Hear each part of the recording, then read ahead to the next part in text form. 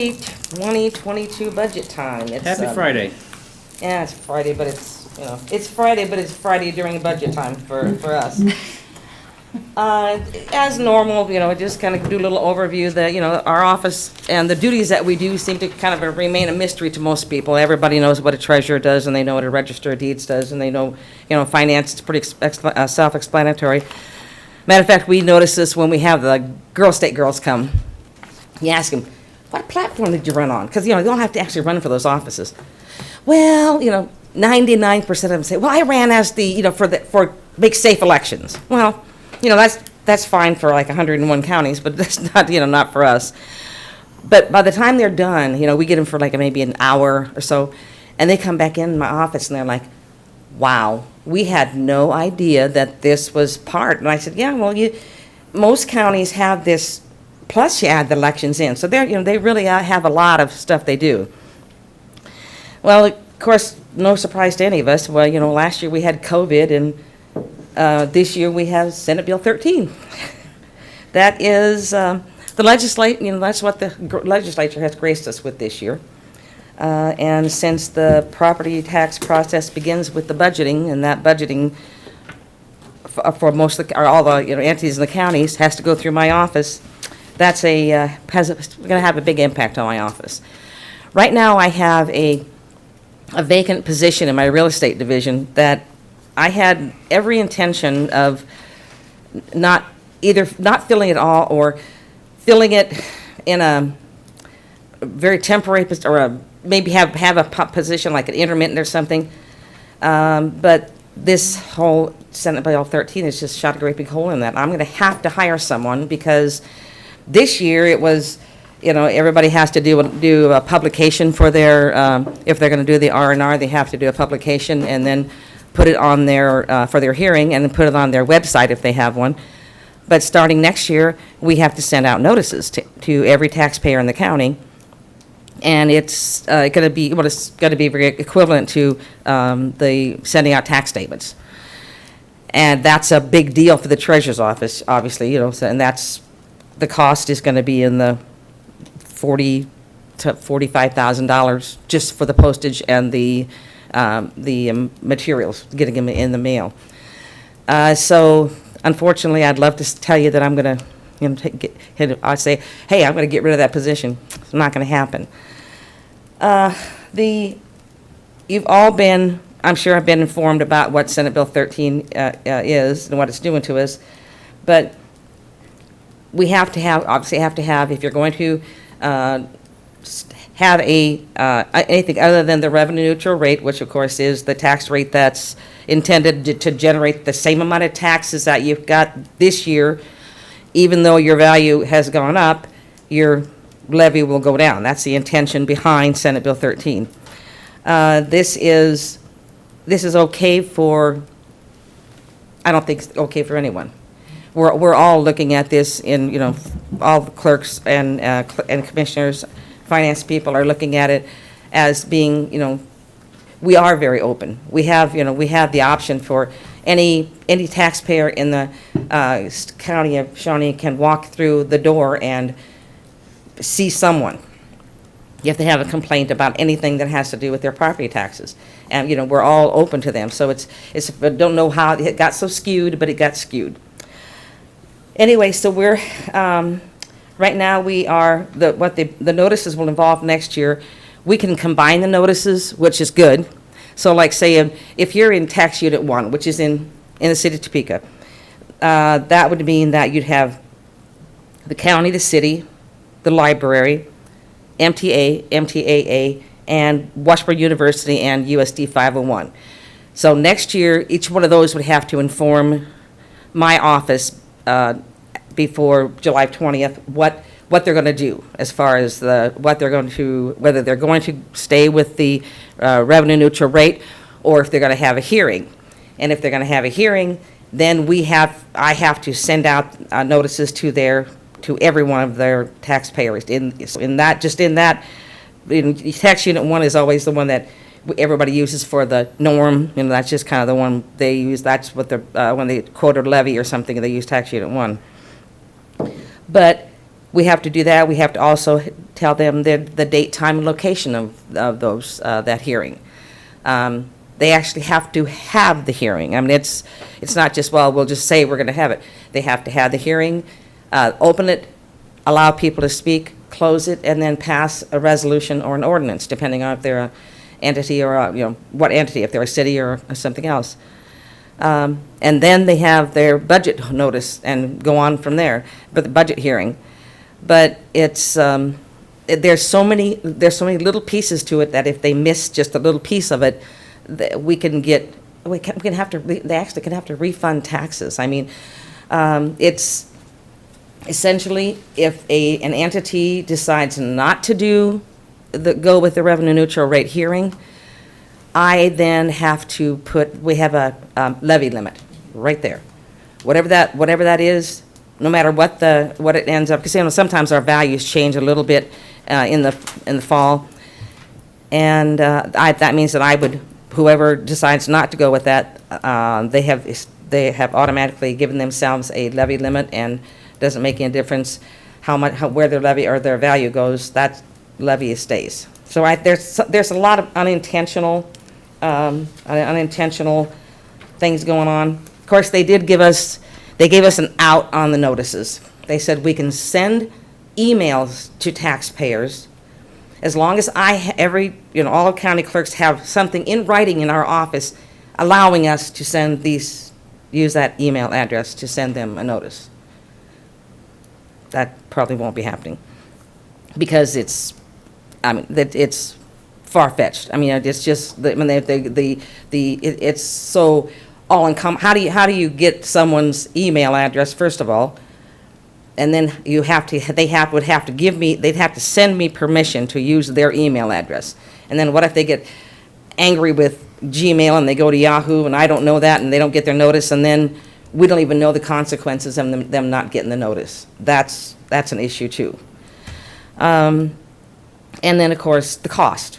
The next 2 years, the legislature has agreed, as made a part of the bill, that they will reimburse the counties the cost of the postage and essentially the flyers or the notices. Starting 22, going into 23 and 24. That's why, and then this year we just have the published notice.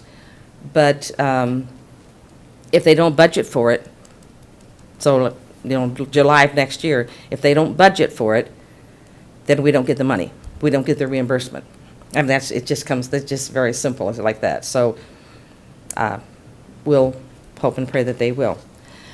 But after that, we will have to keep track of all of the entities that do decide to have us send out these notices, and we will send a bill to them, and then they will have to reimburse us before December 31st for their revenue neutral rate hearing notice. It's not complicated at all. Just trust me. Sounds very simple. It's very simple. Yes, it is, and it's. I mean, the irony of the thing is, we have obviously all of our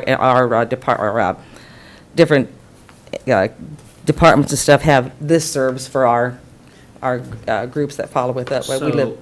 As a result of the 13 and the impact from the notices and what you're looking at, not necessarily for this year, but for next year, in an anticipation of working with all the townships and taxing entities and all the notice requirements, you believe that you would not be able to decrease that one real estate position, but you're going to need to refill that real estate position for that person's sole job to really be to deal with all the impacts of 13. Well, it is the position has been, the other two people there have taken on what that individual did. So they've kind of spread that into there. But that's only two people in the real estate area. So if one of them, and I can't tell you how many times in the last 11 months or whatever that this has happened. One of them's on vacation and the other one's sick. Or one, and then we have no one out there, and my administrative side is like backup. They can answer real estate questions, high-level real estate questions. And I can answer them, and Lori can answer them. But it's just that can be tense anyway. But we've worked our way through that. But with this, we'll have the number of people coming in and the number of people calls when we start sending these out, it's just going to go through the roof, because it doesn't matter how many times you send it out. It happens when real estate tax statements go out. I mean, people, our phones just ring for, I mean, ours do, the appraisers, the treasurers, they all just ring constantly for weeks on end. And then it calms down. So this is going to be something totally different, and that's going to happen. Besides, I mean, it isn't just the notices, but it's the fact that the notices have to happen. Like I said, now we have to turn around and we have to send the billings out to all these entities. We have to, calculate the cost and all this stuff. So there's a lot of extra things going to be going on that my real estate division is going to have to be taking on. So what's the impact, or what's the response from Sedgwick, Johnson, Douglas, Wyandotte, Riley, Geary, our other urban-ish counties? They're all just doing the same. I mean, they're getting by as well. I don't think I happen to be in a unique position, because I don't happen to have that position that I was. Like I said, if I thought if we could make our way through, just to the end of this year, it was going to be the last I have that position. But this has made it just is not possible. Now, I know that some of the counties have talked about hiring part-time people. Maybe some of them will hire people who are like retired have retired in the last few months or something. But a lot of the clerks are saying that we have to hire someone, or at least someone part-time, to come in and fill in. Depending on the timing, and I don't know the elections calendar, but like I said, we're looking at 101 counties that do elections. What if this all falls in the same time frame as that? I don't know how they're gonna handle it, but everybody's looking at the software issues. CIC is our software. They're very good about upgrading our software and making changes and stuff, and I know they're feverishly working in the background trying to get this stuff done. They don't come and say, here, you have a $150,000 upgrade that you have to pay for now. They work it kind of with our contract. That's kind of the way it works. They give us stuff, kind of upgrade as a credit to us throughout the year. I don't know what the impact of the software is going to be on our, on our budget, the county budget. But I do know that the employee part of it will be, it's going to be tremendous for us, for my real estate people. It's just going to be, I don't know. We'll do it. We'll make it through. But it's like I said, the possibility of not filling that position now. I may go with the 3/4 or half-time position, because you can. And then I was going to talk to Angela and Mike about the possibility of not having strict. You will be here like 4 hours on Monday, 4 hours on Tuesday, but give me the ability to have a flexible time. If I did when I hired someone. Because I thought that at least would save a little more money in the budget if I didn't make it a full-time position. Because you can do a 3/4 person and they still get, they can be benefit eligible if they are, and at least we used to have, I think we still have those positions, don't we, Betty? Yeah. And now they have to be CAPERS eligible. Right, okay. I mean, they So- are CAPERS eligible. But I mean, but it would be, it would help the budget a little bit if I didn't have the full amount. Also, I just want to give you a little update on what my staff has been doing. We've got the accounts payable. I think we've told you last 2 budget years how we're working on getting our ACHs, in people enrolled in the ACH, so we don't have to do checks. Kind of funny, I help all the divisions in my office, besides doing my own stuff. Every once in a while, I'll say, hey, they'll come in and say, after a commission meeting, and they'll say, hey, could you process checks? Sure, I can do that. They're doing something else. But it's really fun to do when there's ACHs, because you have the printout from the ACHs, and you verify that that's the amount and everything. It's like, whoa, there's no check, there's no anything I have to worry about, because it's already done. But we have, of the 5,000 plus or minus active vendors that we have about 13, well, almost 1,400 of them are on ACH now. And of course, that, all the employees, all the county employees are on ACH. So if you travel someplace, you get reimbursed for mileage or something, you're not gonna get a check, you're gonna get ACH. So, and that has stopped the people having to come to the office, and they have runners that have to come to the office and pick up their checks for half a dozen people in their department that needed reimbursement. So that's kind of nice. And of course, we're awash with open records. Being the Freedom of Information Officer in the office, we have just an overabundance of those. Last year, we had 110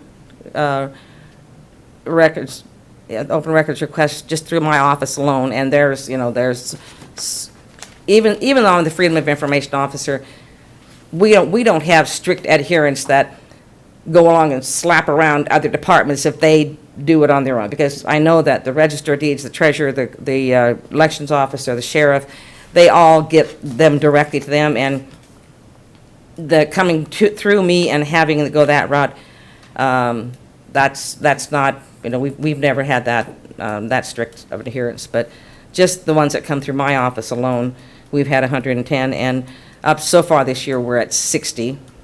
And I'd say we got 3 yesterday. I mean, it's just some of them are big time. Some of them, like, obviously we deal with the county counselor's office.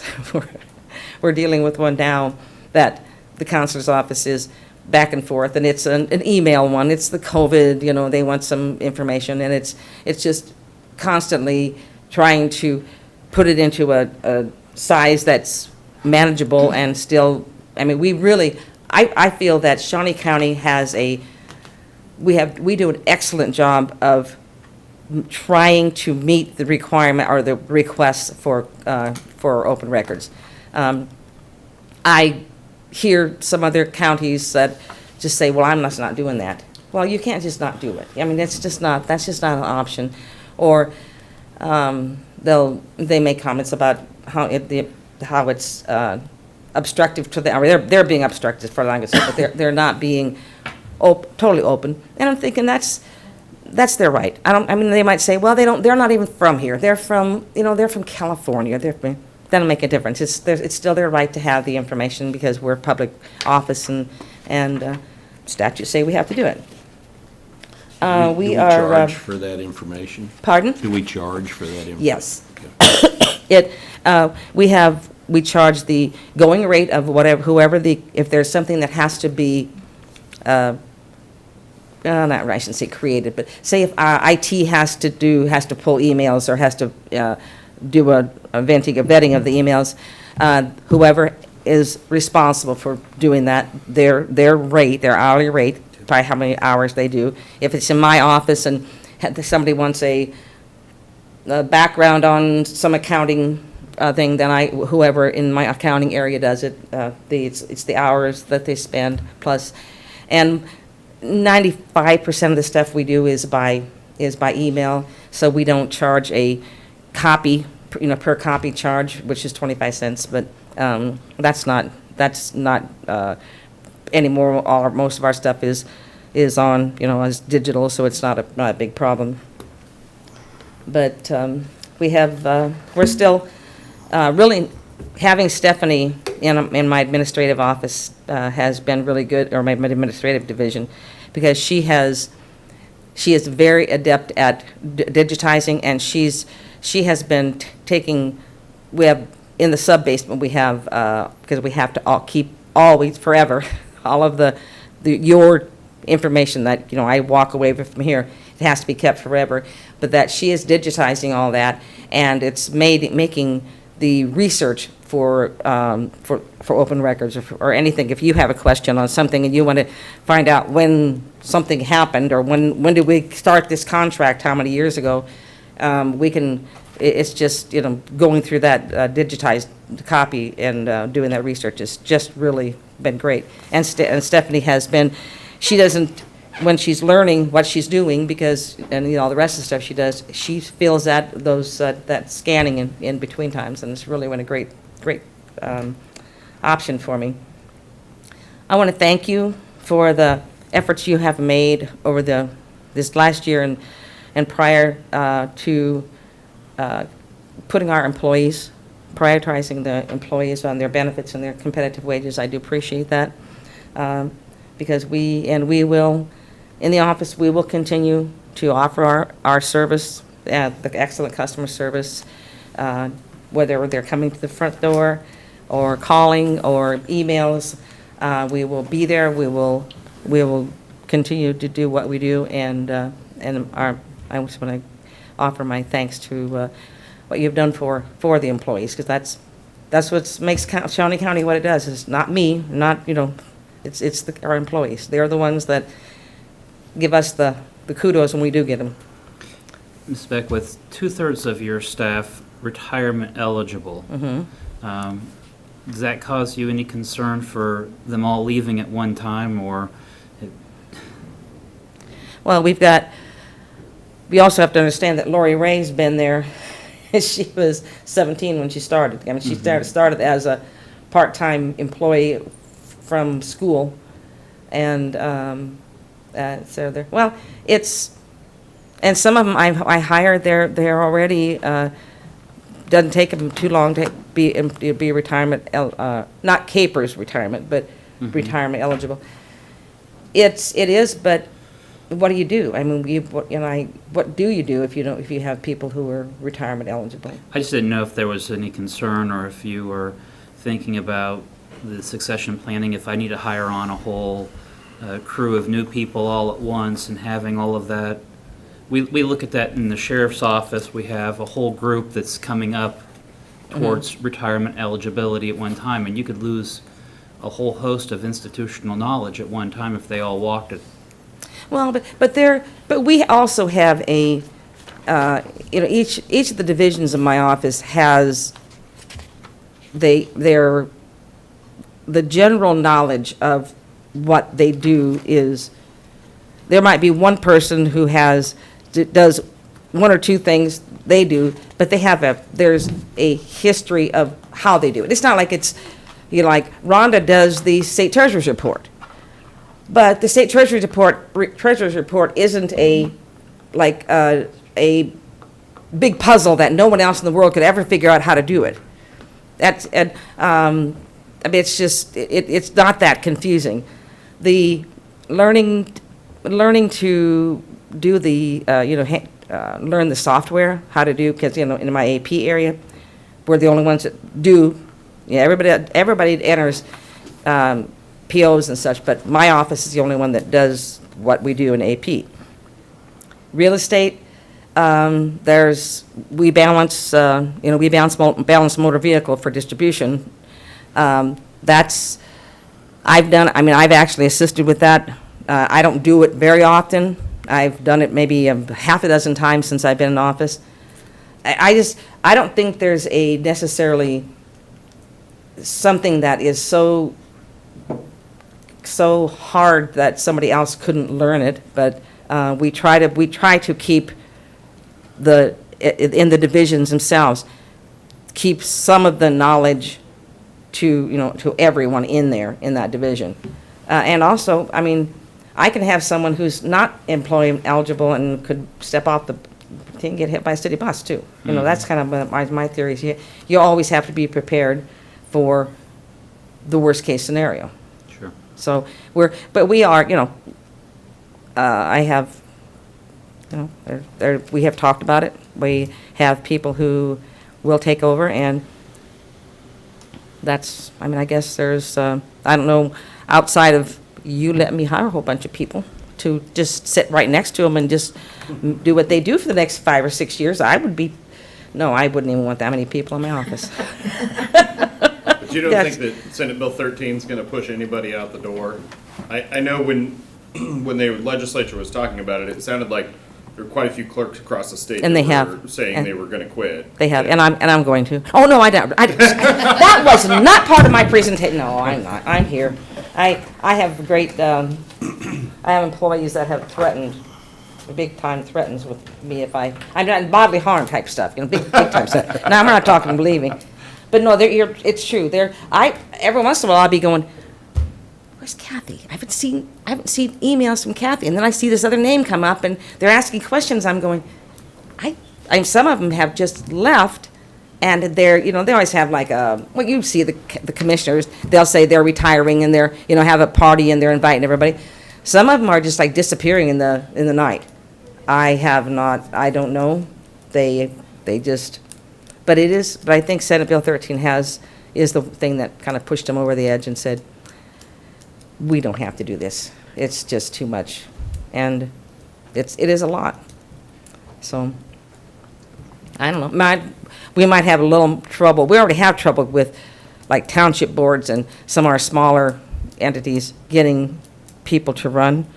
You might be doing a whole bunch of flipping coins at the next election if we have, when you have ties, or even they will call somebody and say, will you consider putting your name in? I would say that more so than fear from my staff leaving.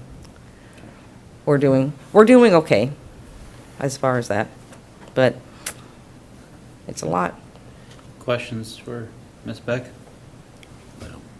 Yeah, well, one question I saw in here, it says you have a revenue from the sale of county flags. Yeah, How much does a county flag cost? it's like $25. How many do you have up there? I'd like to buy one. Really? Yeah. I don't know how many we have. We have them, and then when they get down to a certain inventory, we get Michelle to order some more. So you've got a handful of them now? Yeah. I think Matter of we fact- have another one folded up. I put one on my wall to get the wrinkles out, and that's been months now. I never did. No, well, ironically, whenever, like, maintenance just came up a couple days ago, and they had, because the flag out here is, or maybe it was someone up north, I don't know, theirs is getting to be a little bit bad looking, so they came in, and we'll contact, Audit, and they'll do a charge their department for the cost of it. I think it's $25. I don't know, I'll let you know for sure. Do we fly a county flag up in the front Yes, we do. Yeah, we do. Yeah, and to look up? it was looking a little ratty, Yeah. so. Yeah, Probably. they were all Well, they can looking a get little one. ratty. I think that maybe they got all new ones. But I don't sell the U.S. flags, and I don't sell the state of Kansas flags, but we do have the other ones. And we have the plates and the other things in the office too. Well, it looks like you're projecting $100 of sales, so I'll get you 25% of your projected revenue there. Well, we could have put it in there because and I don't even know that I'm sure we include the ones that are the transfers from different departments. I think, don't they have one out in front of the LEC as well? Yes, they do. They have, okay, yeah, so. And All of the buildings And have the them. LEC and the North Annex and. Yeah. I don't think Elections even has American flag hanging. Is he? Oh, he's here. Uh-oh. Oh, I didn't see you there. I'm sorry, Andrew. I didn't see you back there. We don't want to put a flagpole on a CIP. But, Very good. so, Anything else?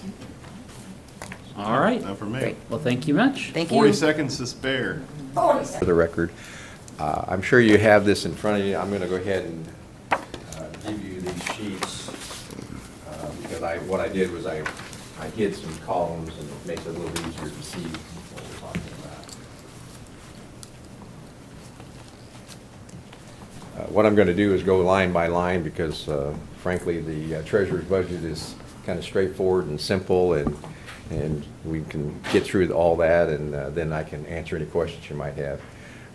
For the most part, we are submitting a flat budget, though the first item on there is a transfer to interfund, and what that is that's the retirement fund, and we've done this every year by resolution. I must include that in my budget, though typically we have not over the last few years been funding that, but I am fulfilling that requirement and for the record, doing what I'm supposed to do. If we were to have some retirements, that goes against our budget and could be a major hit, particularly on a budget the size of the treasurer's budget.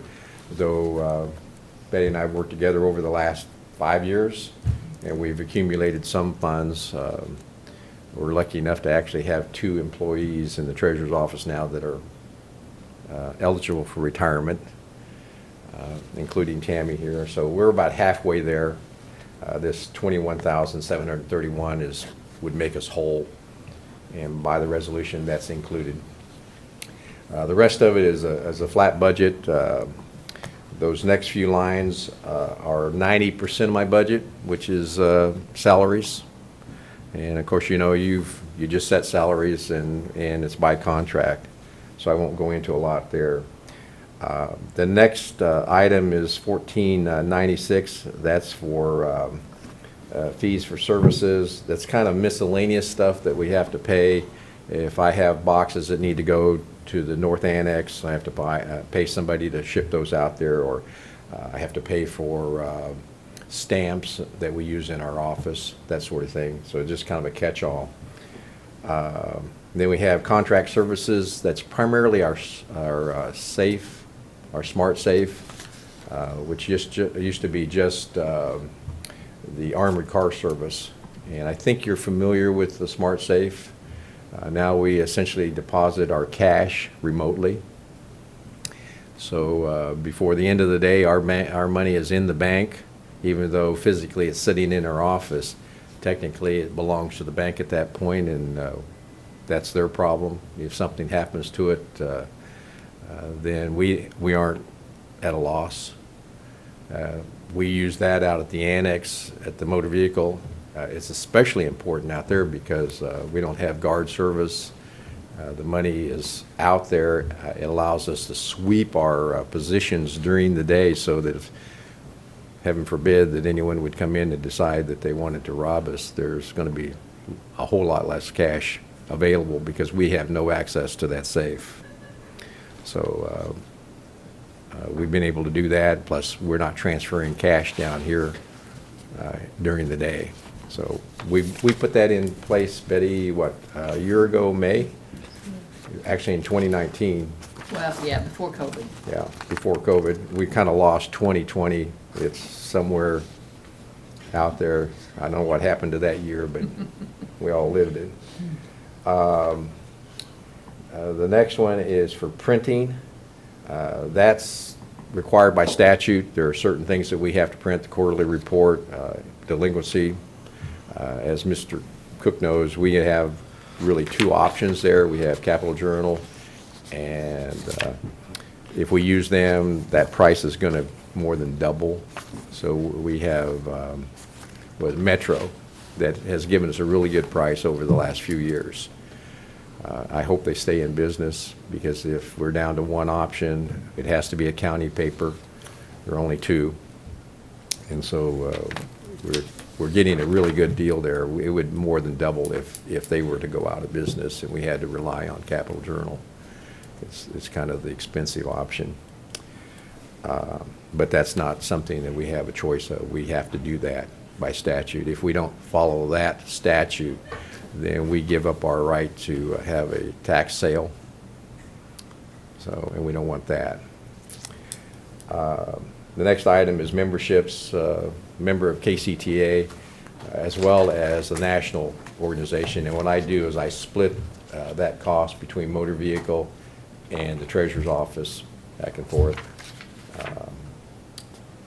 And then telephone service, that's just a prorate that we get from IT based on a formula that they use. And of course, then we have lots of postage. We prepay our postage, usually buy prepaid postage in increments of $2,000. Takes us through most of the year.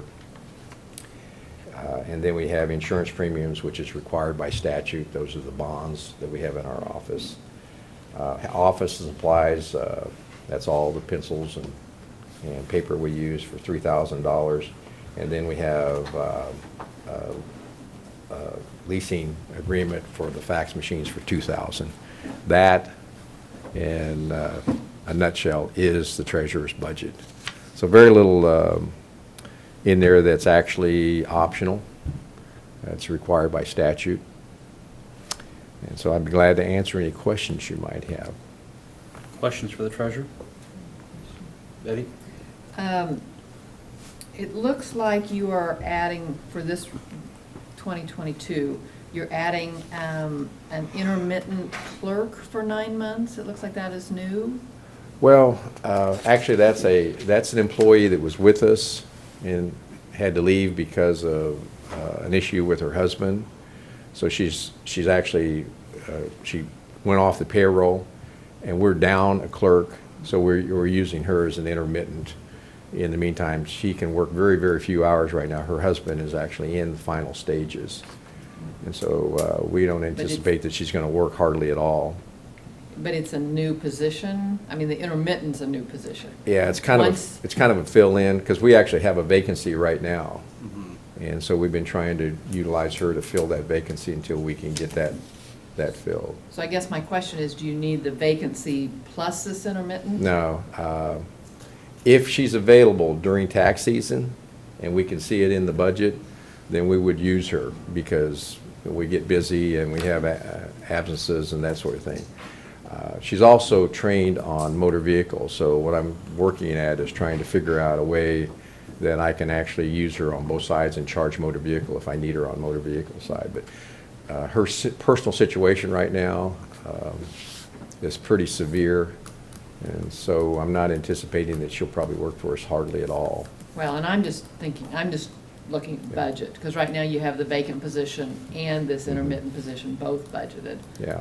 or requesting as part of And the I request. don't know, when was the last time she actually worked for us? It's been several weeks now. About a week and a half ago. Yeah. She's only working maybe 15 hours a week. And I just spoke with her a couple of days ago. She had had a death in the family by suicide, and her husband is in the last stages of Alzheimer's, so I'm anticipating that she's not going to be available to us at all.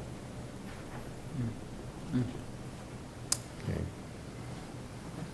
Other questions for the treasurer? All right. Okay, short and sweet. Yep, there you are. You know, I can talk all day if you want me to, but I know you don't want me to. Thank you. Thank you. For the budget presentation from the Shawnee County Elections Commissioner, Andrew, take it away. Good morning, Commissioners. Andrew Howell, Shawnee County Election Commissioner. I've just got a short presentation. Basically, it's kind of a reminder of what we do, how we've done it, kind of the numbers around that, and then we'll get into whatever questions you may have additionally. Just a reminder, our mission statement really is established by over 600 statutes that we have to comply with, both at the local and federal level, as well as county policy. We have over 113,000 registered voters in Shawnee County, and we have a large number of districts, both at the federal level, the state level, county and township level, municipal level, with a total of 5 different cities that we serve, mayors and city council races, and then 9 school districts, 5 of which are home, we're considered the home county, and that's established by statute, which says that whichever county has the biggest portion of the population is considered the home county. But then we have to work closely with those other surrounding counties that we're not the home county, but we have a portion of their school district voters as well. Let's talk for a second about some new laws that will impact our operations in 2022. Advanced ballot return envelopes will probably need to be redesigned and ordered. That'll be a significant cost. We're still waiting to actually hear some of the lawsuit issues around that are currently in the courts, so we don't quite know the answer to that yet. It is also now illegal to accept outside funding from non-governmental sources for election offices. So I don't know that that's going to have a major impact, because we've been fairly careful about sticking to budget dollars for most of what we've done, either through federal and or county sources. Our current nursing home mobile polling procedures are going to need to change because some of the changes in law. Again, I don't expect that to be big change, but there will be probably more election workers needed to accomplish that the way it has to be done now. And there is no state funding to mitigate these costs. They're substantial. I think they'll add up over time, but it's difficult to predict perfectly what those numbers will actually end up being. I just did want to mention too, HR 1, and I think those numbers have now changed a little bit in Congress. If some of that federal legislation for elections passes, there will be dramatic changes to the way elections are conducted and administered. There's really no way for me to predict that, but I'm just trying to give you some of the outliers here that we really can't perfectly predict so that you're at least aware of the possibilities. Redistricting will take place in mid-2022. That is also a major source of just unknown potential expense for us. So I have not budgeted for that because I simply don't have a good handle on what that could end up being for either overtime or additional expenses that are just unknowable at this point in time. As you remember, probably in 2012, the legislature was late. I think there were some court cases. The courts came down with the final decision after the filing deadline, which means we would have to entirely rebuild the entire database of lines, which takes a lot of man hours to do. So it's going to be a challenge if everything works perfectly. We have not really put any additional time because it is just too difficult to predict what that might look like if things go terribly, shall we say, extended time. So kind of an unknown there as well. Additionally, we know there will be a constitutional amendment on the ballot in the 22 primary that will require an extra set of ballots for voters that do not affiliate and still want to vote, or libertarian voters in each precinct. So I'm expecting about a $20,000 increase in cost just from that alone. Let's just talk for a second about voter service levels. We think we do a good job here in Shawnee County, thanks to the county commission, your support and help with this, and just I think a long history of focusing on customer service here. We've given you the numbers for our early voting in-office totals. You can see the 16 primary through the 20 primary. Those numbers continue to trend up for early voting in the office. And same thing also for the general election, 15,000 in 2016, 11,000 in 2018, but almost 20,000 in the general election, people that came through the office and voted early. And we're projecting that to continue to grow. I think that people realize that our early voting in the office is a fairly quick and painless process, and have enjoyed that process and like getting it out of the way prior to Election Day. We're projecting about 15,000 ballots because of interest in the governor's race, and we think there could be an additional 3,500 because of the constitutional question. So that will be a pretty significant number of people. Especially for a non-presidential year, we think it will get fairly close to those kinds of numbers. That's our initial projection for 22. I continue to expect increased use of advanced voting. As you know, in 2020, it was a little bit of an anomaly, but I think it also tells us the trends, that nearly half of voters used mail ballots in 2020. I don't think it'll be quite that high in 22 for a number of reasons, but I do think it will be a significant overall growth, even though it probably won't hit that number again based on pandemic concerns or not. 22,000 early voters in the office for 2020 for both elections. So again, those are significant increases, 25% roughly increases over prior similar years. With the easing of COVID restrictions, high civic engagement of the governor's race and ballot question on the primary, I expect that we will continue to see an overall uptrend. So I just wanted you to see those numbers and just to know that we expect those expenses to continue as well. Andrew, how many of your voters in 2020 did the one-time advanced ballot by mail as opposed to being a permanent advanced ballot by mail? Most of them. We really did not see a major increase in permanent voters. Those are typically voters that have either a disability or a reason that they cannot either stand in line. So while you had a lot of your advanced ballot by mail people for 2020, that doesn't necessarily mean there'll automatically be a advanced mail by ballot for 22. They would need to fill out the application, you're correct, although I expect the parties to do a lot of what they've done in the past, as well as other third parties to do a lot of mailing of applications.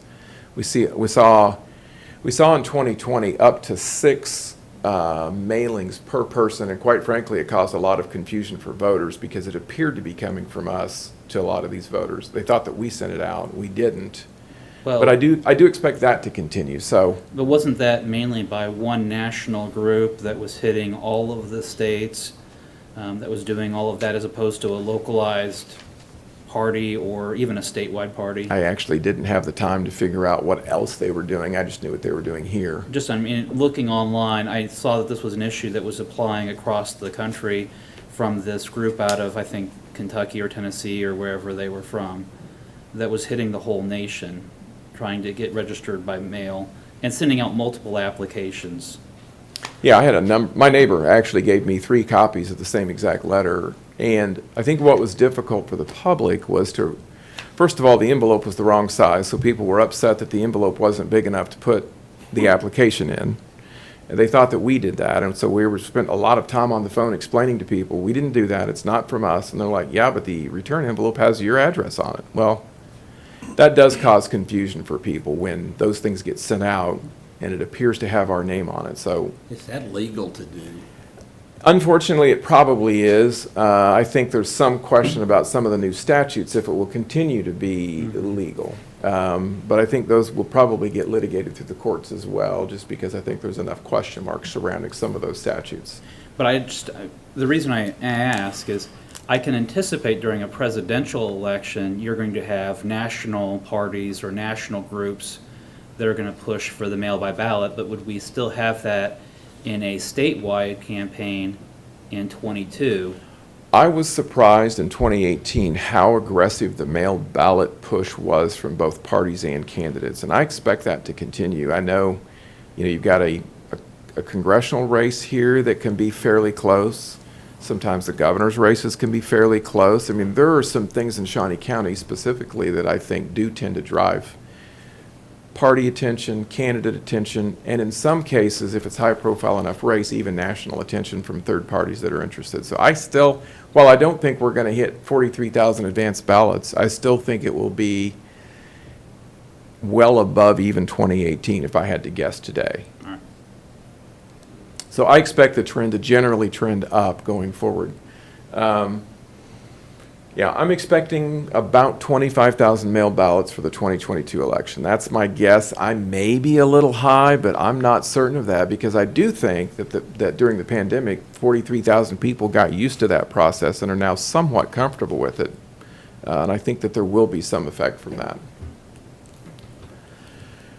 One of our intentions and one of the things that we work at doing is trying to reduce provisionals, and over time we've managed to do that. Even with increased voter participation, the total number of provisionals continues to drop. So we think that's a good sign for customer service, making sure people understand the processes and the rules. Also, I think registering voters, the big push in the county to register more voters, I think also helps to cut down on the number of provisionals.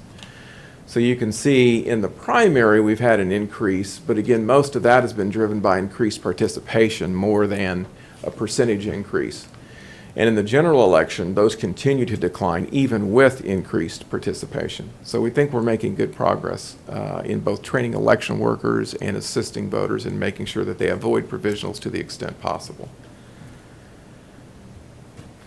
Overall, the costs of printing are increasing pretty significantly. I do think one thing that we've done that will help long-term is we now have a 5-year contract in place for those ballots, and so we've kind of locked some of those numbers down for a while.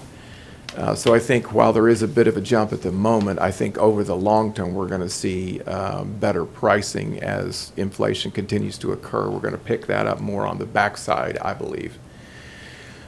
Again, just a reminder that third ballot style for unaffiliated voters will be expensive. Additional setup fees and the average cost per ballot is going up significantly. The other thing that we do not have in this budget, I learned recently that the postal rates are going up approximately 6.8. Again, that's a general number. It is not a precise number depending on exactly how it's handled, which type of mail it is, coming or going, those kinds of issues. But that's just a general sense of where we think the overall increase is going to set. So that's not in the budget either. We continue to ask voters about their experiences. We have had very good feedback from voters pretty consistently about how we handle Election Day as well as early voting as well as mail. And I think we've continued to work through our processes and our training. As you know, over half of the office is fairly new people. So there's a lot of focus for us right now to make sure we have our processes documented and that each person knows what those processes are. Again, we're always working on security processes, and we're always working to mitigate misinformation. Voter wait time, the national standard not to exceed is 30 minutes. We always try to hit 15 minutes here. And again, that's partly so that if for some reason you don't quite hit it, hopefully you're still hitting the 30 minutes or less, worst case scenario. 4 staff, and actually now it's going to be 5 now that Mark is no longer at the office. So approximately half our members are currently students in the certification in election and registration administration programs. I've got 2 of these 4 that are approaching completion because they've been very focused on getting professional training, but I've got a lot of new people that need exposure not only to best practices, but with the security issues that continue and how that continues to evolve and change. I did include some staff training dollars in here, which I normally do not include. So you will see that. I think it's about $10,000 is my initial assumption. So just so you're aware of that. That's in there. I think it's important. Again, it's your call as to what you want to fund or not fund, but it's in there, and I want you to be aware of that. Questions? I will try to address without Mark's help. Questions for Andrew? I have some comments for the commissioners and the public. Normally, when I calculate the flat budget for each department, I look at the current salaries that we will need to pay those employees. So MSA 1, I use 2022 numbers. Normally, for the other departments, for MSA 2, which is services, and 3, which is supplies, I look to the 2021, the prior year. And for a flat budget, it would be the same. Now, for elections, we go back 2 years because there is more of a two-year cycle or even a 4-year cycle. But generally, we go back 2 years because those are more recent numbers and more recent prices. And so when I'm calculating the flat budget for them, I'm not looking at 1 year back, but 2 years back. So just to kind of make you aware of how I calculate that. If I could, I might Yeah. go over this other sheet for a moment. Okay, sure. A couple of things on that. I actually think what's frankly difficult about our budget is sometimes the 18 numbers are actually more accurate, except that then you have to consider a 6% increase if you figure a 1.5% assumption for inflation. So there's some problems with that. And sometimes the 20 numbers would be more accurate. But again, what's difficult about that is that we're really not calculating the effect of some of the federal dollars and how those kind of moved a few dollars around here and there that you really can't allocate for several $100,000 in 2020. So that makes 2020 a little bit difficult as well. Again, just budget considerations generally. I think I've kind of hit most of them, but I just want to talk about them for a second if you have other questions. Legislative redistricting, just a lot of unknowns about what that looks like. I've never been through it personally, so there's a learning curve for the office, as well as just not knowing exactly how the legislature is going to handle it. We've talked about the constitutional amendment. That's about a $20,000 expense additional over what we normally see. And then our contractual services, I think Betty had asked us to move that to a different line item. So that particular line item is going to look different because we moved the ballot costs out of there. I think we moved our ballot printing costs out of office supplies, and I don't remember where we put it. And then we moved the cost of equipment delivery out of postage, freight, and drayage because we also got a memo about that. So we're trying to follow Betty's recommendations of the best practices to set the budget up. So you'll see some numbers that probably won't make sense at first on those. And then, again, like Betty said, it's difficult to compare us perfectly to 2020 due to COVID and some of the additional just anomalies of extra time and effort that were required and extra supplies. But it's also somewhat difficult to compare 18 perfectly because 4 years out, a few things have changed, plus 6% inflation. So happy to answer any questions, and if you have additional stuff, I'm happy to try to respond to it later if that's needed as well. Commissioners, questions? All right. Thank you, Andrew. Appreciate it. Thank you. All right, we're on break until 10 o'clock. And here we are, ready for our budget hearing for the Shawnee County Board of County Commissioners. Susie, take it All away. right. Morning, Commissioners. Susie Oliva, Board of County Commissioners, Administrative Officer. With the addition of the Public Information Officer Amanda Monholland and the Media Coordinator Stephanie Coleman, it was decided to add a Communication Division to the office budget. Amanda will speak to the division shortly with her budget requests. The office portion, the commission office portion, is going to be $323,016 of the $498,128 budget request for 2022. Let's see, on the MSA 1 personnel costs, the salaries were moved to the new division, and then increases in salaries and benefits. So that would show why it's $304,000, because it was moved to their division. Under contractual services, our biggest expense was the Civic Agenda software. Initially, that was absorbed by IT, but for 2022, this will be our responsibility. And then under office supplies, I added just a little, just anticipating cost increases, that are due to COVID. And other than that, Amanda will speak to her portion of it. Did you have any questions? Not knowing the cost of what our new building will be or when we'll be there, so building in that MSA 3, kind of anticipating that there's going to be some different costs when we move over to 707 Quincy, right? Exactly. Okay. Okay. Any questions for Susie? No, All right. I can think of. Okay. All right, thank you. All right. All right, Amanda?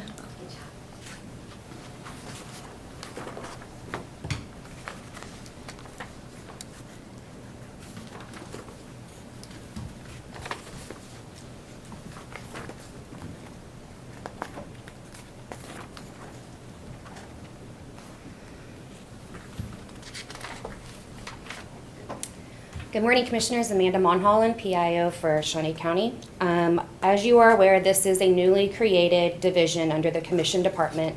This division is currently a 2-woman crew, and over the last year, we have created our first 2022 communications plan. Creating this plan, we were able to identify our gaps and prioritize actionable steps in the development of this division. The following slides will address specifically how we can financially accomplish our goals and objectives.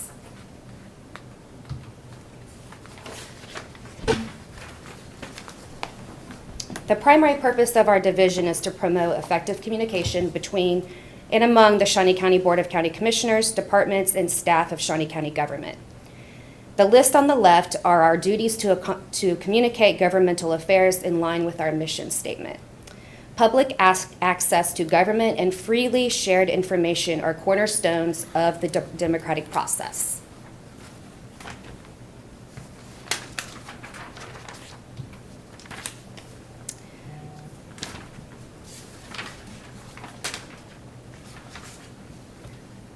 Now, specifically for our budgeted items, the majority of our budget request is for salaries and benefits at a total of $163,050. Contractual services budget request is for $9,762, which of this amount is mainly for training purposes.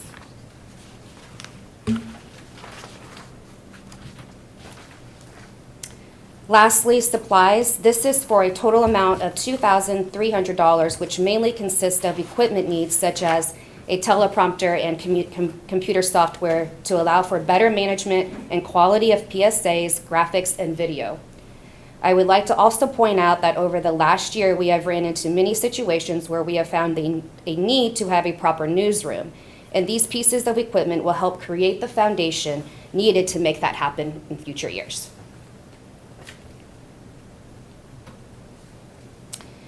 Here is the final total request at $175,073, and with that, I am happy to answer any of your questions.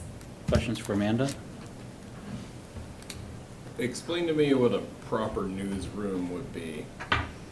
A proper newsroom would be something where we would be able to have access to do interviews, to create PSAs, or just creating a statement for a press conference with proper lighting, background, a teleprompter to help with creating those statements or PSAs for all departments to be able to access. And so, yeah, there's backdrops, lighting, proper camera equipment.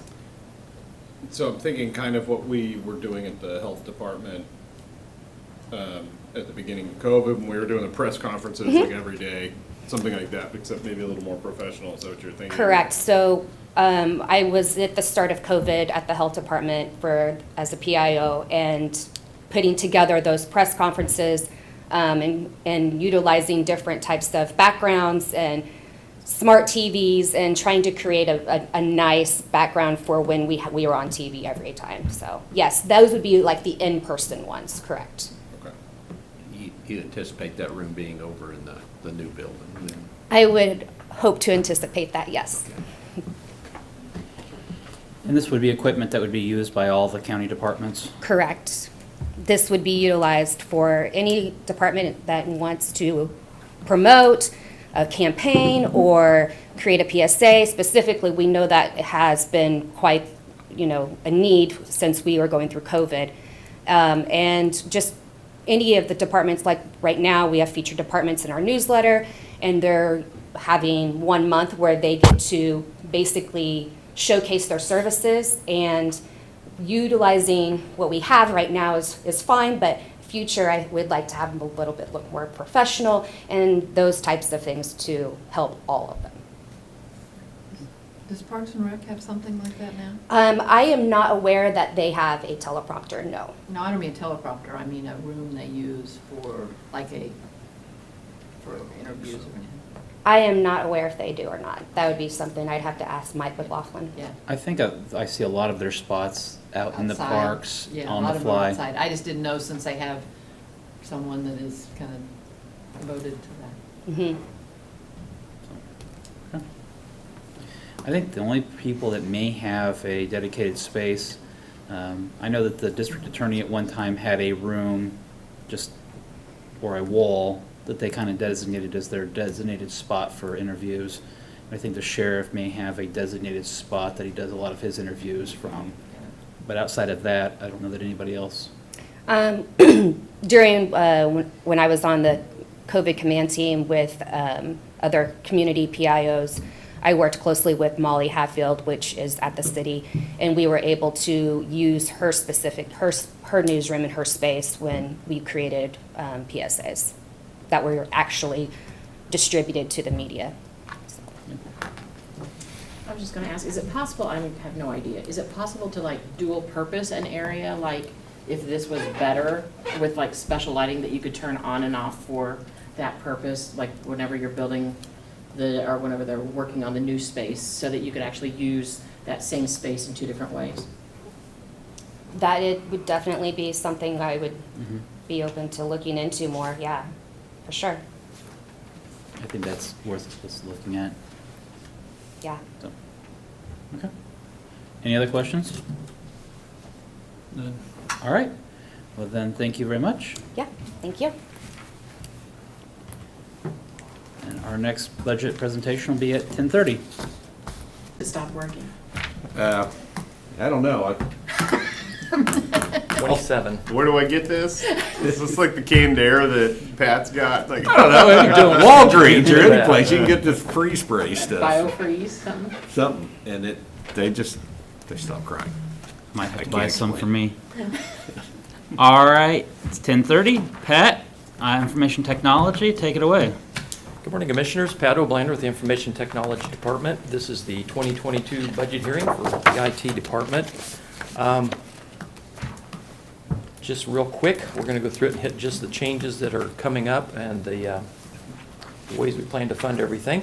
The requested budget for 2022 is $3,563,258. Prior year was $3,451,334. What I'd like to do is go through the three major source accounts that this all is composed of and show you where the changes are. The first one is MSA 1 Personnel Services. We do have an increase in classified That's attributable to the step increases that occurred this past season. And same thing in employee benefits, a little step there, but that's the step increases. There's another item that I've lumped into MSA1, that's the employee retirement transfer. That last year was funded at $14,545. This year, we are asking for $78,006. That is a line item that we are required to put into our budget. I do not expect that all of the people that qualify for retirement this coming year or next will retire by any means. So I think we're really well funded there. So this is something that is put into the budget for planning purposes, but I do not believe that we need the entire amount to be funded. MSA2, the yellow highlights there indicate where the increases have occurred in this section. In contractual services, we show an increase of from $748,923 to $778,070. That is attributable primarily to a project that we'd like to do that would allow us to annualize the expenses that we have involved in our firewall and security infrastructure. Typically, over the years, we have purchased that out of capital outlay in big chunks every 2 to 3 years. There's a new program that's available that we'd like to take advantage of in 2022, and we'll be bringing you a proposal for that when we get closer to that time frame. But that will slightly increase our contractual services. We do have some reductions in some other areas that we think will cover in the increase. So overall, I expect to still have a flat budget. On down, we have an increase in memberships, dues, and subscriptions. We've engaged in some more subscriptions for our software development team that they use to optimize their code that they build for applications built within Shawnee County. So we do have an increase of $33,347 in MSA2. In our MSA3 supplies, I've got some green items highlighted there. We are able to reduce items in those line numbers. Office and shop supplies, we've typically not spent everything we budgeted for as far as $10,000 is concerned. We've backed that down to $4,000. Special supplies and materials, we've gone all the way from $25,000 down to $5,000. This is reflected in the fact that a lot of the printing that IT used to do for various departments was funded by this section in the budget, and a lot of that has been rolled out of the IT departments to other areas, and we just do not need that much in the budget for special supplies. The first yellow item is computer software. We do have an increase in that. We do have some software that we have to buy every other year or so for our software developers just to keep them up to date on the software they use to build applications. So we'd have an increase there. A reduction in the computer hardware line item, $80,000 down to $53,100. That's attributable to the Nutanix platform that we've installed in the county. That is a virtualization platform that reduces the number of actual hardware appliances that we need for servers. So we don't anticipate needing as much in that line item. And then down at the very bottom, we've got equipment leases. This is not a new item, actually. It's been moved from contractual services in MSA2 over to MSA3, audit finance. Let me know that I had that in the wrong section. So that's a move from one section to another. It's really just across the board, no change.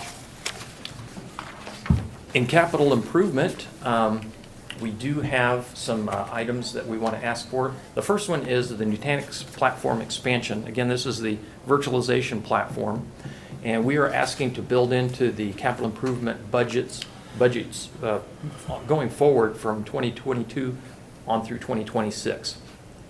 In the past, we have done the forklift upgrade of our big platforms for virtualization and computing, and that hits the budget every 5 to 8, maybe 10 years if we get lucky. But at that time, that's a $1.5 to $2 million investment that has to be accounted for in the capital outlay. We've gotten to the point where we have a platform that is now capable of being incremented module at a time. We can increase it or decrease it, and it's extremely flexible in that regard. So that allows us to add modules as we need them and retire them individually as they age out. But over time, we can spread that out with $150,000 increments. So that's annualizing or leveling out the cost for our major infrastructure component there. The other capital improvement item that we do have is network switch replacements. We do buy a lot of these network switches. There's lots of them distributed throughout the county. These are the components that attach all of the various computers and phones and printers, and everything that's attached to the Shawnee County network is attached through one of these switches. We do purchase a number of those to keep those updated as time goes by. We're estimating that it'll be 2022, we'll need about $70,000 to cover those. And that's a cost that still comes up about once every 2 years. So that's what we're budgeting out for the next 5 years. And that is pretty much it. If anybody has any questions, I'd be happy to answer those. Questions for Pat? Yes. With this new building, do you anticipate some major costs in bringing it up to? We do not expect any major costs as far as IT infrastructure is concerned. Some of it depends on how quickly we want to get everybody moved into that building. If we can take our time and ramp up gradually, IT staff can probably handle a lot of the cable installations, running cable within the building. If we want to do it quickly and we want to get things moved in a hurry, we may have to engage the services of some other companies to help us install some of the infrastructure. But the amount of equipment that we expect to put in there is pretty minimal. We're not going to put any big server rooms in there. We'll probably just have a small-sized hub closet on each floor, and then we'll star out from those for network connections. Okay. So nothing really major. But, all right, but as far as this building's concerned, would, in the event you have to move your off the second floor, would that, or is the plan to just leave them where they are? Well, I believe that it is planned to take IT over to 707 That's what I thought. Quincy.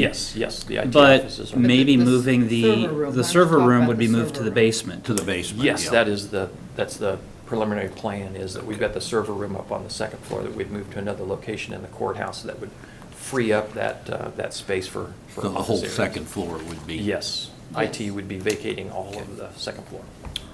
And do we know how we're going to get those servers down to the basement? They're pretty large, aren't they? Yeah, they're relatively large, but it's not as physically challenging as it used to be in the old days. We have the Nutanix platforms are now racked computers that are much smaller than they used to be in the mainframe days. So physical movement of those is not so difficult as it used to be. The difficult parts are provisioning the new room for electrical, plumbing, AC, and data wiring. So those are the pieces and parts that would take the most time. But Okay. it's basically an occupied space that we would be using, so I don't anticipate a lot of difficulty. Some expense involved in getting that taken care of, but I don't think it's anything that would be prohibitively expensive. Why don't you also talk about the air conditioning units that you've? Yes, we did have a waited on? project in place to upgrade the existing air conditioning units in that server room that we're discussing. As soon as the new building came into play, we put that project on hold, thinking, what's the point of changing out those air conditioning units in that server room just to take them out and put them back into a new location? That would just be a terrible waste. So we put that on hold. We do have a project budget still in place for the air conditioning units, and we expect to use that money to take care of getting the air conditioning units set up in the new location. So that project was put into place. We got some bids on it, and some of the vendors gave us good responses, but we parked it, and we're going to go back and revisit it once that the plans firm up for that new location. So that would have been a major expense, but we were going to incur it anyway in the old location, but instead we're going to move that over to the new location. So Are we anticipating that to be more or less than the original estimate?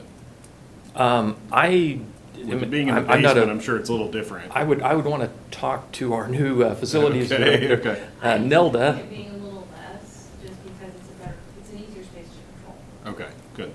Yeah, I would hate to throw out any estimates on what it would be, because I'm not a HVAC expert, but my take is I think it would be less expensive to cool that area, but I'll leave that to the experts. Other questions? I Betty? I would also make a comment, you heard it from Pat, you heard it from someone else this morning too, about moving budget from contractual services.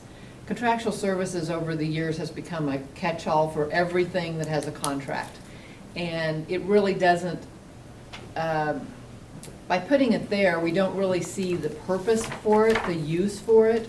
So what we're trying to do is move those things out of contractual services to what they actually are. If it's actually a equipment lease, okay, well, of course, we're gonna have a contract, but it's really an equipment lease. So let's move it to where it needs to be, you know, where the purpose of it is, or the use of it. So we are in the process of trying to work with departments to get more moved. You know, just to put every contract in contractual services doesn't really show a clear picture of what their expenses are. Right. So that's what that is all about, and we will continue to be working on that. Yeah. I did have one question for you, Pat. Yes. You have a CIP item for firewall replacements. Is that an either/or with the No. contractual services thing? Or is that different? That CIP request actually needs to be removed.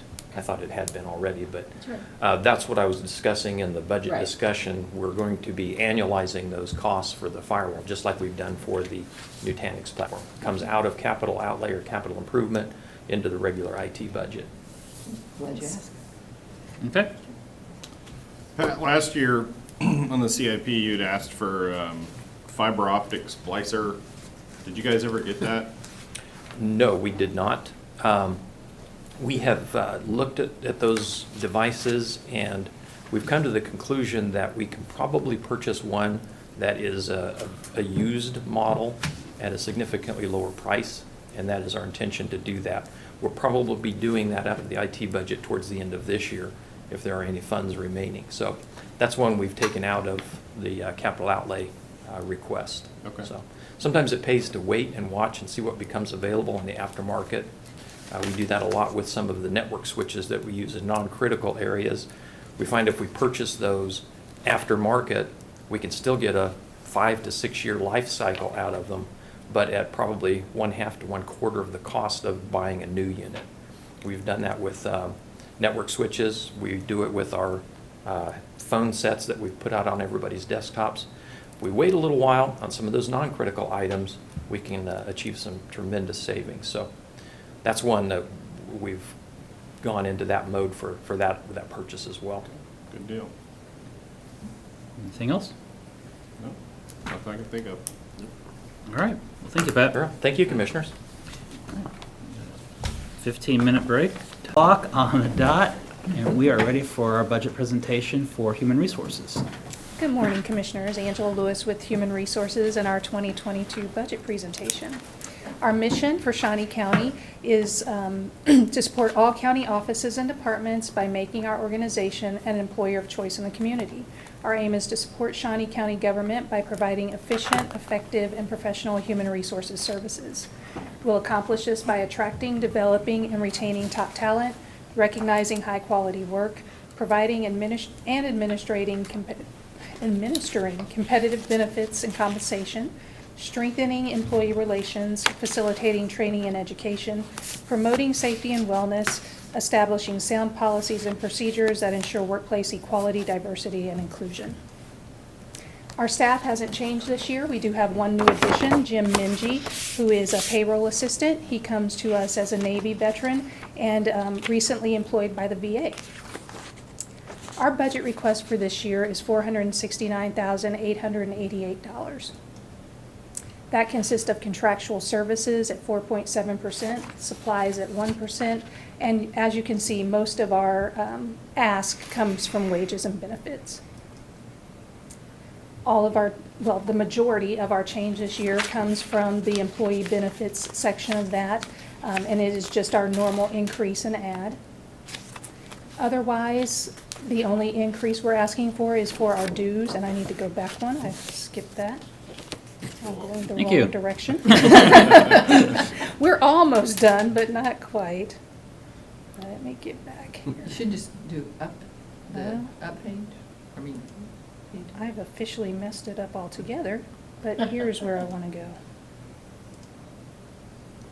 and we'll show you the whole show. Okay, a slight increase to our memberships, dues, and subscriptions, and that is for Society of Human Resource Management and our IPMA, which is the Human Resource Management International Association that we belong to. It is really quick and easy. Our ask is not anything over our wage and benefits and that small increase. But what we do ask, and I've watched many of the other presentations, is that you consider very carefully the ask of other department with regard to personnel. You've had quite a few there, and most of them have, well, all of them have been vetted through HR, and there are pretty serious personnel needs. I'm sure you're aware of the changes to part-time versus intermittent positions. That requires more benefits dollars for the departments. They still have to pay half of the benefits even if people don't choose them. So that is much different than intermittents where there's no benefits associated with them. We also have the wage study that's coming up. I ask that you set aside a pool of money to fund what could be asked as increases for that. And I'd be happy to answer any questions that you have. Questions for Angela?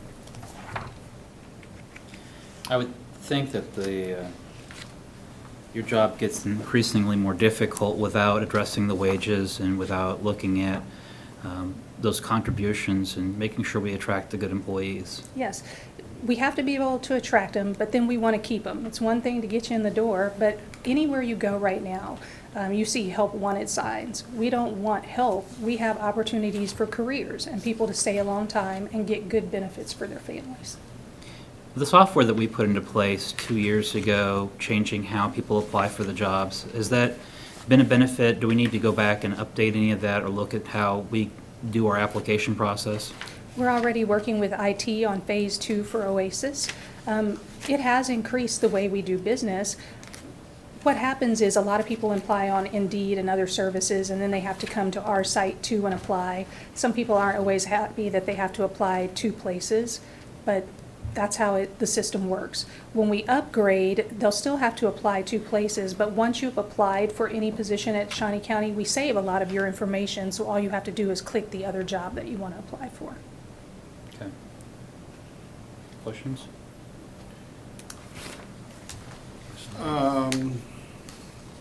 Yeah, I mean, you're right. Staffing has been the #1 concern of pretty much every department that's come before us. There are just a lot of vacancies, and whether or not wages are the problem or not, but we have had department heads who have said, you know, the workforce that's coming in now, the younger folks, are more concerned with wages than they are with benefits. They And are. so, I guess my thinking is that, you know, we may need to get creative with our benefits to try and counteract that in some way by offering an HSA plan and partially funding it in order to get our insurance costs down so that we could increase wages for some of those entry-level positions or something like that. I don't know exactly what. I know this doesn't have to do with your operational budget, but I mean, recruiting new talent is It's difficult, more difficult than it ever has been. You said get creative with the benefits. There are some other offerings that we could do, but we have some of the hands-down best benefits around, and they are low cost. I mean, I call it a Cadillac plan of benefits. Well, and I agree, do well. they are good, especially for just an individual. Sure. You know, if you're a single person, I mean, they're practically free. Where, you know, a lot of employers, they may advertise a higher wage, and, you know, what you're saying about Indeed and some of these other job searches, ZipRecruiter or whatever, they don't advertise the benefits on there. They just say, Right. here's what it pays, and Right. it filters it by that. And so I feel like, you know, that's how we got to come up with a way to get them in the door at least. We do. And it's not just a challenge for us, it's a challenge for everyone across this country right now, and everyone's looking for different ways to get people in and keep them. People are offering signing bonuses, people are, you know, offering recruiting bonuses for people who refer people. So there's a lot that we can do, and I think we look at that strongly, and different departments are. They're coming up with different ways to do things. We just need to have especially with the wage study, a pool of money set aside to fund what they come back with. Have we ever done like a job fair? We have. We've done many job fairs. We've even done some virtual ones during the pandemic. Job fairs don't work like they used to, where people just come in and meet you and shake your hand and you stand in front and do what we did for years. Job searches are virtual now.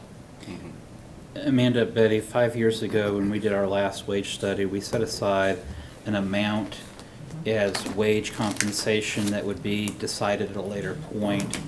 Is that kind of what you're anticipating, Angela, since we won't have the final analysis by the time we're doing the budget? That is what I'm anticipating. Like I said, it's not an ask I can do for my budget, but I do want you to seriously consider of it and be aware that we will need a pile of money set aside to fund whatever they come back with. It may also be that we have to fund it over more than 1 year. Right. The last one we funded over 3 years. This one, we may have to look at funding it over 2.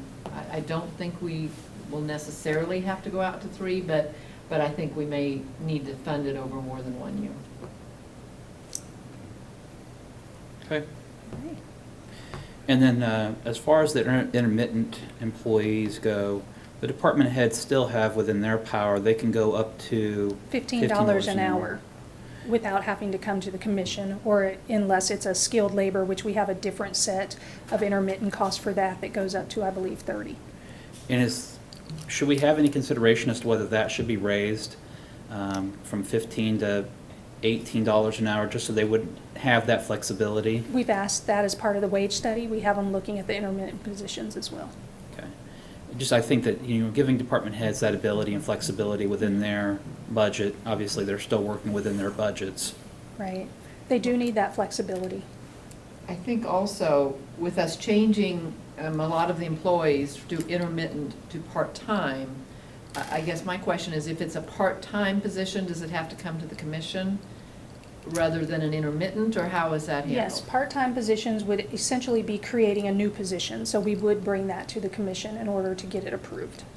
So you may be seeing those coming to the commission in the future when we changing them from intermittent to part-time. Should we look at, I don't want to tie up a department in bureaucracy just to get a person hired. Yeah. And so we might look at whether or not we need to do that for our part-time employees. I would rather get them through the hiring process, get them on the job. Absolutely. Anything we can do to make that easier, and if you'd prefer that we approve them, HR gets the first step, and Audit Finance gets the second, making sure that they have the budget for that before it ever comes to you. So if that's something you want us to approve, we can do that. Okay. Especially since this will be replacing intermittent that have not had to come to the commission in the Right. past. Since it's really the same function that they're serving, that may be something that we really want to look at We doing. would just have to tweak our process to make sure that we're capturing the benefit side of it. Yes. And I think we would have to, I don't know if it would need to be a resolution or something, but we would need to formalize somehow that we are changing that process. We'll get with Jim, and we'll Yeah. make sure that we get that process laid out correctly. I'd like to do that. I just don't want people getting tied up. Is it going through an agenda? I mean, that could be a week or 2 delay, and I'd rather get people to work.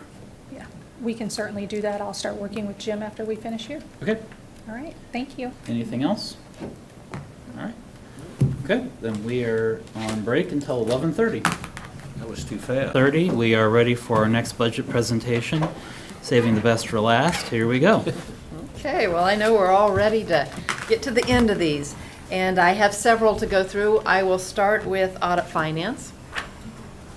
And ours is pretty basic and will be pretty easy to go through. I've just listed each MSA. The first one is personnel costs. And you'll notice that our personnel costs are actually going down, which is counterintuitive because we, have given small raises to our employees.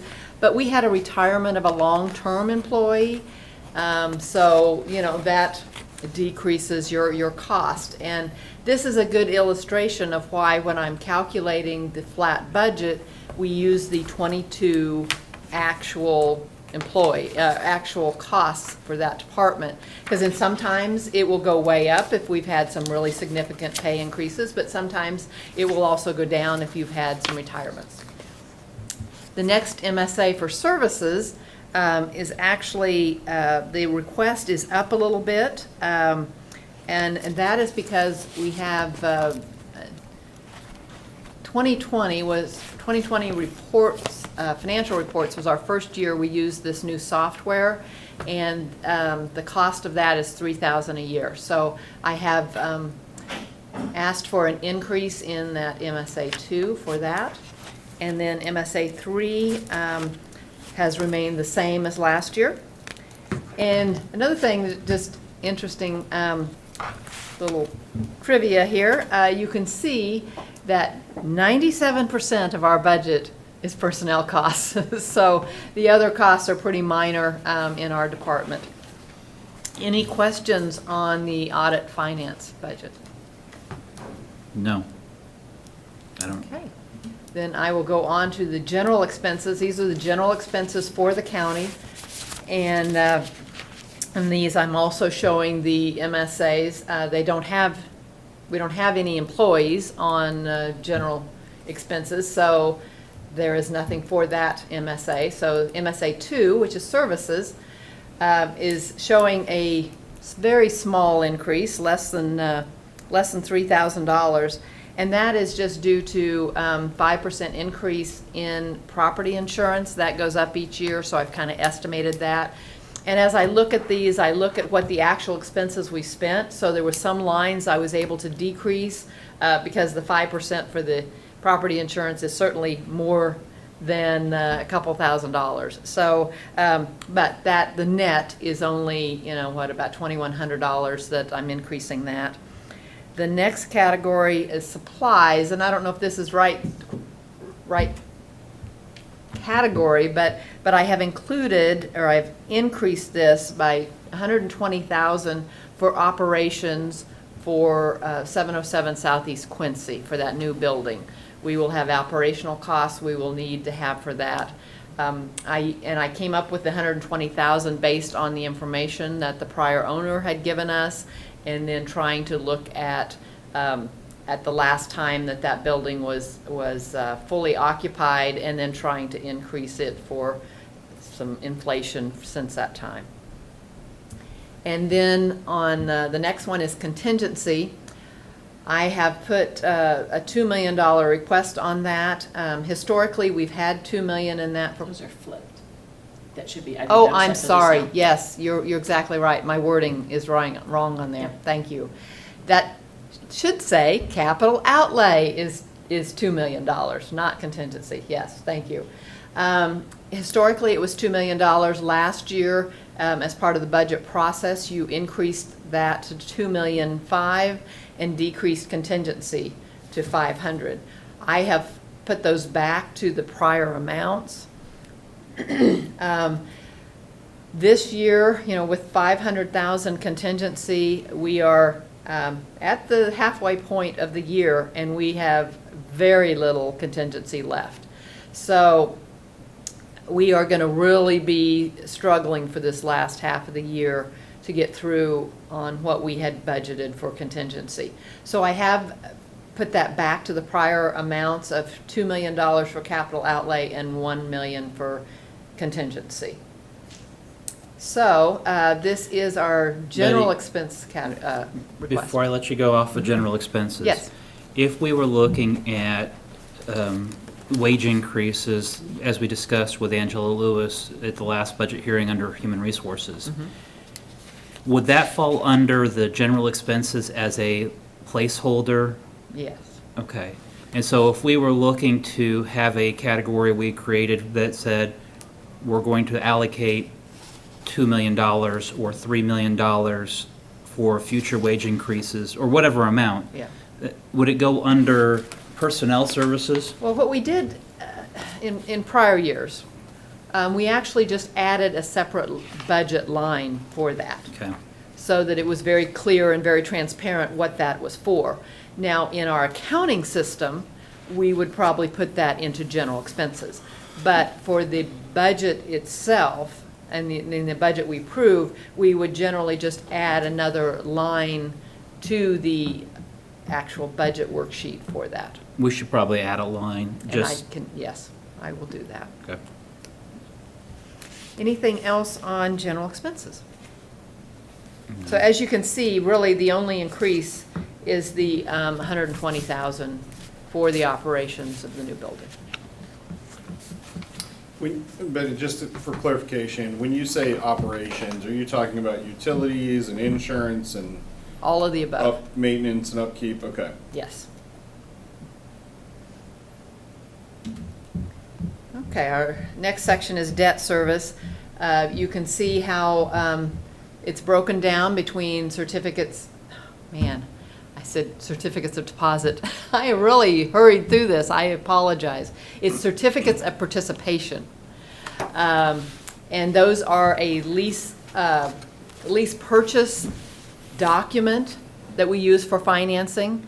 It's very much the same, we use it interchangeably, you know, as the same as we would for a general obligation bond. It's a little bit different debt instrument, but it's still used for financing. And so you can see that our total debt service has gone down about 500,000 for 2022. And that is just because debt falls off. We generally have a 15-year term for our debt. And we have the principal payments laddered, so we are paying principal each year. So then at the end of that 15 years, then that falls off, and that's what will be happening this year. The next slide here shows those totals, and it shows what will happen in the next 5 years, and how much. There's a line there that says difference from prior year. So that shows you how much it decreases each year. This year, it's decreasing 527,000. And then for 2023, it will decrease almost $1 million. Any questions on the debt service? Betty, when we bond the money for Parks and Recreation, Family Park, or other endeavors, that's going to increase our debt service. Yes. And so while we're dropping down right now, that's Right. that's kind of illusion, because we know that we've committed to, at some point, when we get the plans finalized and Right. get ready to, it's going to go back up.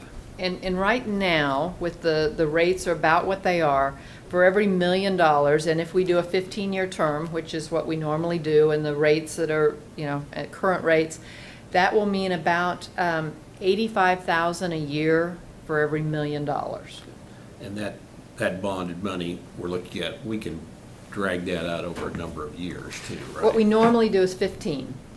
Or you mean to No, spend it? To spend it. Yes, we can, although that's something we want to look at, because we have to, you know, we start paying interest on it as soon as we receive the money. So if we are not spending it, you know, so we don't want to spread it over too long a time before we actually spend it, because otherwise, you know, we're paying interest on something we aren't Right. using. And we got pretty good rates on that too, didn't we? Yes, yes. So that kind of gives you an idea. So if, you know, for every 1 million, so if we did 5 million, that would be $425,000. Or 850,000. And if we for- did 10, it would be 850,000. So it just kind of gives you a ballpark, and that's not going to be the, you know, the exact amount would be whatever the market will bear. But that's a pretty good ballpark indication. So, just in the next couple of years, though, we're gonna have, you know, $20 million coming off the books. What we're looking at right now with would be $1.5 less than million, 20, I but, mean, yeah, but- less than 20, but more than 15, yeah. Yeah.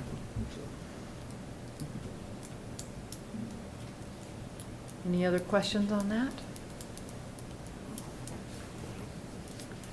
No. Okay, well, our next one on our, is facilities management, since Nelda has only been here a week, and since I prepared this budget, I will present hers, but she will also be here for any questions you have. So in this budget, of course, we have the increase that we have for her position, but we also, I have added in the personnel cost line, the salary, or the wages plus benefits for 2 custodial employees. We would like to look at bringing that custodial work in-house. We have repeatedly had contracts with service for that service, and just have really struggled to make that work as well as we would like it to. So we would like to look at bringing that in-house. I think if you have, if the people doing that cleaning work are employees, you have more direction to them, you have more direct contact with them, and you have more leverage over what, the service, the work they're doing. So we'd like to bring, for the courthouse and for the new administrative building, we would like to have 2 new employees to do that in place of the contract that we have now. So what I'm showing here is adding 2 new employees and their benefits, but then I'm also reducing the service line for the amount that we're paying the contract now. Then the MSA 3 for supplies, I've increased that for the additional supplies that we think we would have to do by bringing that in-house.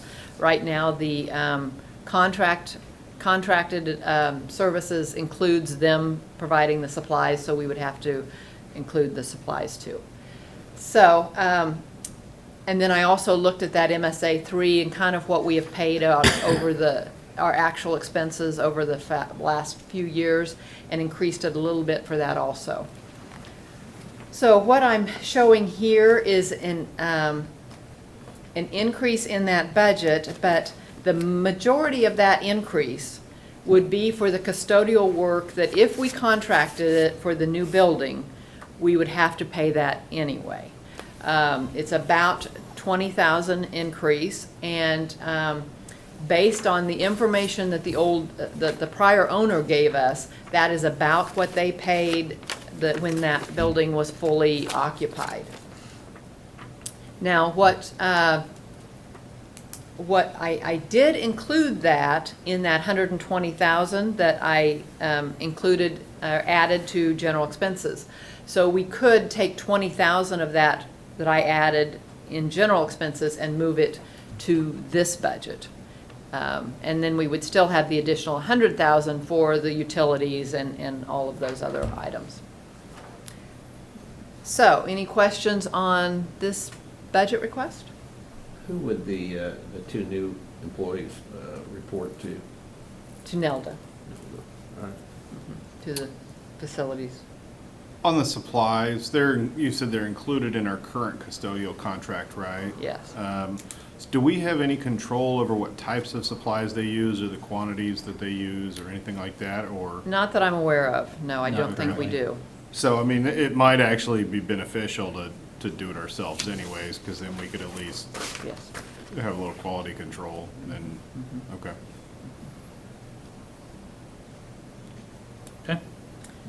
Okay, the next slide is the capital improvement requests for the facilities management. And some of these are ones that have been on there before, some of them are new. And what I've done is I've just listed these by year. I've gone over these with Nelda, and like I say, she's only been here a week, so these are kind of ballpark numbers, but at least it's a starting point that we can put in here. The first one is building improvements and modifications. That is for the new building at 707 Quincy. We have put in an amount of $900,000 for that. That would include the improvements for the building for our occupancy. It's also included the air conditioning that has not been replaced over there. The boilers have been replaced recently, but the air conditioning has not. It would include that. It would also include improvements here at the courthouse. As those departments move over there, then we will probably have to do some some, changes here. We've already talked about IT moving their server room, those kind of things. So we have put in an amount of 900,000 there, and we've put that as high priority. The plan at this point in time is that ARPA funds would be used for this, so it would not be a capital outlay item. We have talked to our consultant and believe that that is something that those funds could be used for. So that is why it's listed as federal grant. Betty, on that, 900 seems kind of low.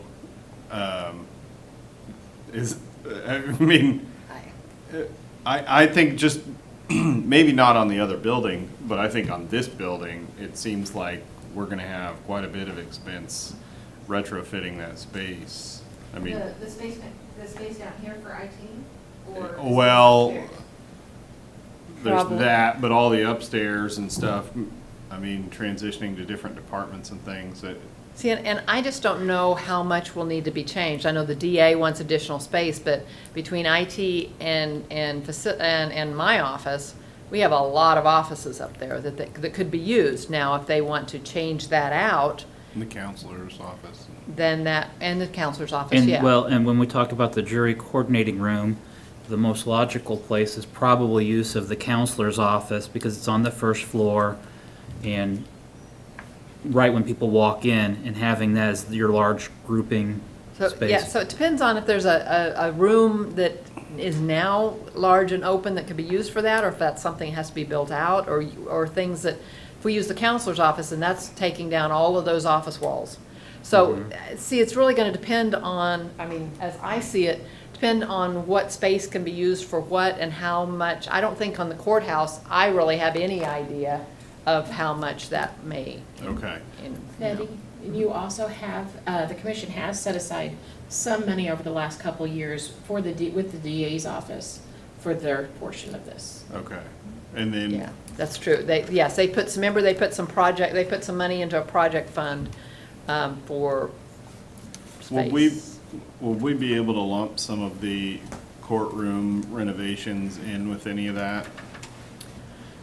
Right 'Cause now, I know they that have that's asked for something those they've asked separate. for that separately, but I mean. They've asked for that separately. Now, I don't know, this will be something, this specific project is something that the Spark Committee has discussed. Courtrooms has not been discussed by the Spark Committee. And we really, the Spark Committee really, which will make, recommendations for this American Rescue Plan money. We haven't really come up with a formulated plan of how much would be used for county, how much would be used for community and the different uses. The final rules have not come out yet. In fact, the comment period for that interim final rule, they call, that's out there now, the comment period doesn't even end till July 16th. So, we're trying to get started, but still trying to wait until we have those rules and guidance from the Treasury before we go too far down the road. So it hasn't been discussed, although one thing that our consultant did tell us, that in his experience, one of the places we would look first would be to the CIP requests, because those have already been designated as needs, and that he would suggest that is one of the places we look first to using some of this money towards those type projects. I have said many times that I think we have to look at the fact that this is one-time money, so we can't use it for ongoing costs. And we want to look at, this is one-time money, so how can we use it towards those types of projects that will benefit the county for many years. So I think that is a possibility, but we haven't gotten to the point of really even discussing that yet. And there may be a separate pot of money for judicial branch. And there Things is, also. but there again, we have to wait until we really get that guidance as to what, there is a different, separate pot of money Okay. for judicial. But, you know, there again, until we have those final, the final rule, and we haven't received a date on that. Like I say, the only thing we know is when the comment period ends. We don't know when the final rule will come out. Okay, the other thing I was gonna ask was on that, the building improvements and modifications, does that include any FF&E? Is that eligible expense, or is that gonna have to be? We haven't separate? really gotten down to, well, it would be eligible in the same way that I think the improvements would be. Okay, Because this would probably, this would come out of the lost revenue piece of Mhm. that. Now, we do think that potentially the courthouse portion of it could come out of another, another pot, you know, that has a little bit different regulations that. Swim lane is what they're calling it. Yeah, swim Yeah, lane, okay, yeah, could come out of another piece that is for judicial. So, you know, we may be within, even within the ARPA grant, we may kind of split those out into different swim lanes. okay. But yeah, so we haven't, you know, yes, FF&E could be included in that. You know, this is really just a ballpark figure. Okay. We just wanted to put something on here as a placekeeper to know that this project is on here and that the funding source would be the federal grant. Okay. This is very preliminary number. Okay. And you may be correct, it may be way low. I don't know if it's But- way low or not, I just, it's less than I thought it would be. Okay. It's a starting point, is all, you know, at this point. Well, there's some things that might supplement it, like the courthouse lighting. I mean, I would think that would be going on at the same time, but at certain. Well, Well, this not, maybe not upgrade- same time, but, Yeah. well, yeah, probably some of You're talking about the second line there? Yes, That was really just changing out the lights to LED. not changing the fixtures, just changing I the don't know. bulbs Do you out. have- or- You have to change You have to the change. fixtures. Yeah. Yeah, Yeah. well, then, But Yeah. they've come down in cost quite a bit in the last Right. couple of years, though. Yeah, and that's, yeah, so that is, then also, if you look clear down to 2026, the Manor Conference Center lighting upgrade is the same thing, to change the lighting to LED. I know I'm but if we're shifting around, but they're, rearranging the rooms, we may be moving fixtures around, so. well, yes, So- yeah, and I would think you would want to change those out at the Yeah. time. All right. Okay, the next one, the parking lot mill and overlays, that is for several different parking lots, just kind of a placeholder for each year for different things that come up and different parking lots that need to be addressed. And that's why that's spread over 2022 to 2026. So parking lots just in general as opposed to a specific parking lot? Yeah, there are some that are listed, but it's just, you know, different, several different ones. And even that, even though ones are listed, they're not listed per year, I don't believe. So, you know, as one gets worse, you may have to shift the, you know, the list of what you would address. The next one is roofing replacement and exterior waterproofing. Again, I believe that was, you know, for different buildings, as they would be needed. You know, as you know, I have asked for everything that we think might come up in the next 5 years to be on this CIP. So this is just putting in there an amount for different years for roofing needs. West entrance repair, this is one that Nelda added. If you walk by the west side of the building, you will see the tiles by that old entrance have buckled. The slate, Yep. And so she noticed that and said that we needed to put something in here for those. and west entrance is just used as an emergency exit. It is, but, It should be, In case of look at, Here, you'll have to come up. In case of, you have to come up here and talk, sorry.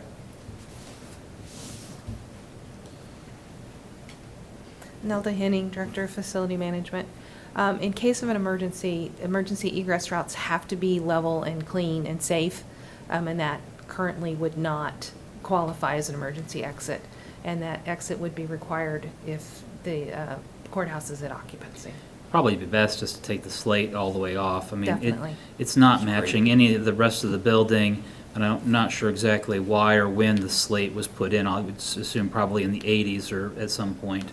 Actually, I believe it was original. Really, I believe that it was there when I worked here Okay. in the 90s. Well, So I so I know believe that it's we have the original. marble out front, and the green slate was just kind of a odd, you don't find it anywhere else in the building. But it's definitely an area that would need to be addressed, and I do recommend it as being a high priority due to the fact that it is a safety hazard if there is an emergency and people do need to egress the building, along with the handrails that are rusting and breaking.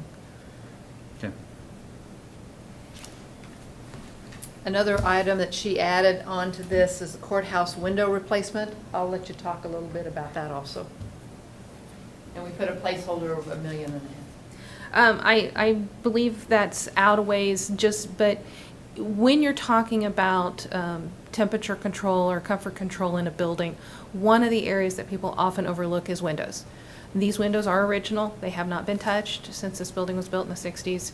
And I would say that is a very good first step in environmental control in the building and trying to get a hold on the heating and cooling costs of the building and energy value that is gained there, along with looking at the systems as a whole, but definitely to start with window replacement. Well, I mean, 2 years ago, we did a complete patch and seal and cleaning and addressing all the leaks, and so I know that was something we did 2 years ago from a weatherproofing standpoint. That was on the exterior of the building. That was Exterior on of the the stonework. We did not do anything on the windows. Right, no, we did not replace the windows, but we did seal all the windows to there was the caulking We might around. have sealed where it Was leaking.